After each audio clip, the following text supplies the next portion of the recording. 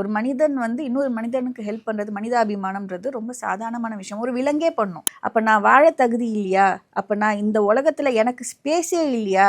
நம்ம வந்து இருக்கிற சொசைட்டி வந்து கம்ப்ளீட்லி 100% கிரிமினல் சொசைட்டி கிடையாது. அப்போ ஒருத்தவங்க பாதிக்கப்படுறாங்கன்றப்ப வாய்ஸ் அவுட் பண்ணாதான் நாளைக்கு அது அவங்களுக்கு வராது. எனக்கு ஒரு அநீதி இழைக்கப்பட்டிருக்கு, I am unable to even voice it out அப்படின்றப்ப அது அவங்கள பர்சனாலிட்டி வைஸ் டேமேஜ் பண்ணும், இமோஷனலாக டேமேஜ் பண்ணும். அவங்க வந்து அப்போ ஐ நாட் வர்த்தி இனஃப், என்னுடைய செல்ஃப் வர்த்தே குறையுது, என் செல்ஃப் எஸ்டீம் குறையுது, என் செல்ஃப் ரெஸ்பெக்ட் குறையுது.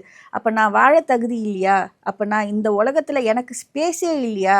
அப்போ இவங்கெல்லாம் நல்லா இருக்காங்களே, நான் மாத்திரம் ஏன் இப்படி இருக்கேன்? இந்த மாதிரி பல கேள்விகள் வரும். That will definitely deteriorate their personality itself. அது நீங்கள் சொன்ன மாதிரி ரிப்போர்ட் பண்ணி அது நியாயம் கிடைக்கிற வரைக்கும் அந்த ஃபைட் பண்ணுறது இருக்கு இல்லையா, அந்த ஜஸ்டிஸ்க்கு ஃபைட் பண்ணுறதுன்றது நாட் ஓன்லி அந்த கிரிமினலை நம்ம ஐசோலேட் பண்ணுறது மட்டும் கிடையாது, பனிஷ் பண்ணுறது மட்டும் கிடையாது.